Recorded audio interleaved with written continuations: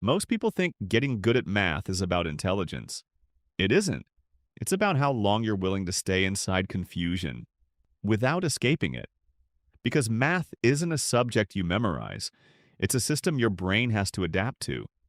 And the biggest difference between average students and top performers across many Asian education systems isn't discipline, it's tolerance, a trained tolerance for slow understanding. Here's the part no one tells you. In many high performing math cultures, students are not trying to get it quickly. They expect not to get it, at least not at first. And that expectation changes everything. Because when your brain expects difficulty, it doesn't panic when confusion shows up. It leans in. Think about how most people study math. They read a concept, they see an example, then they try a problem. If they can't solve it within a few minutes, they check the solution, they move on, and their brain quietly learns something dangerous. Struggle means stop. But the real shift happens when you reverse that rule. In many Asian classrooms, there's a concept often described as productive struggle. Students are given problems that are intentionally slightly beyond their current ability, and instead of being rescued quickly, they sit with it, sometimes for 10 minutes, sometimes for 30, not passively staring, but actively testing ideas, breaking the problem apart, trying something that might fail, then trying again. What looks inefficient on the surface is actually building something deeper: cognitive endurance. Because here's what math really is: pattern recognition under uncertainty. And you can't build that by watching solutions.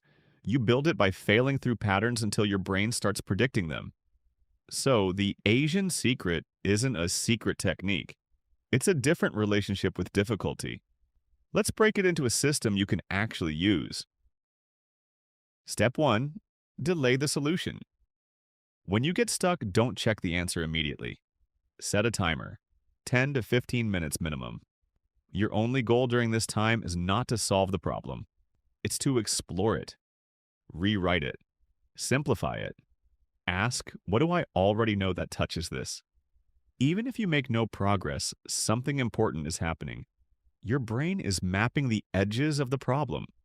That map is what makes the solution meaningful later. Step 2.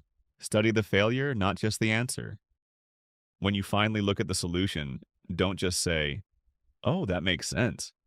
That's a trap. Instead, compare, where did your thinking diverge? At what exact step did your brain choose a different path? That's the moment you learn. Because math improvement doesn't come from seeing correct solutions. It comes from understanding incorrect instincts. Step 3. Rebuild without looking. Close the solution. Now try the same problem again, from memory. Most people skip this, but this is where the real wiring happens. Because now your brain isn't just recognizing the solution, it's reconstructing it. And reconstruction is what builds retention. Step 4. Compress the pattern. After solving, ask one question. What type of problem is this? Not the topic, the pattern. Is it a substitution pattern? A symmetry trick? A hidden constraint? Give it a label in your own words. Because experts don't see problems, they see categories. And the faster you can categorize, the faster you can solve. Step 5. Repeat with variation. Do 3 to 5 similar problems immediately. Not tomorrow, not later. Now. Because your brain is in a temporary high adaptation state. Miss that window and you reset. Use it and you compound. This system looks slower, but it's not. It just moves the time from the end to the middle. Instead of rushing through 20 shallow problems, you go deep on 5. And actually change how your brain processes math. And there's one more layer most people ignore: silence. In many high-performing study environments, there's less constant stimulation. No switching tabs, no background noise fighting for attention. Just you and the problem. Because deep mathematical thinking requires uninterrupted cognitive loops. Break the loop, and you reset the process. So, if you want to study math effectively, stop asking, "How can I understand this faster?" Start asking, how long can I stay with this before I give up? Because the students who get good at math aren't the ones who avoid confusion. They're the ones who outlast it. And once your brain learns that confusion is not a signal to stop, but a signal that you're close, everything changes. Not instantly, but permanently.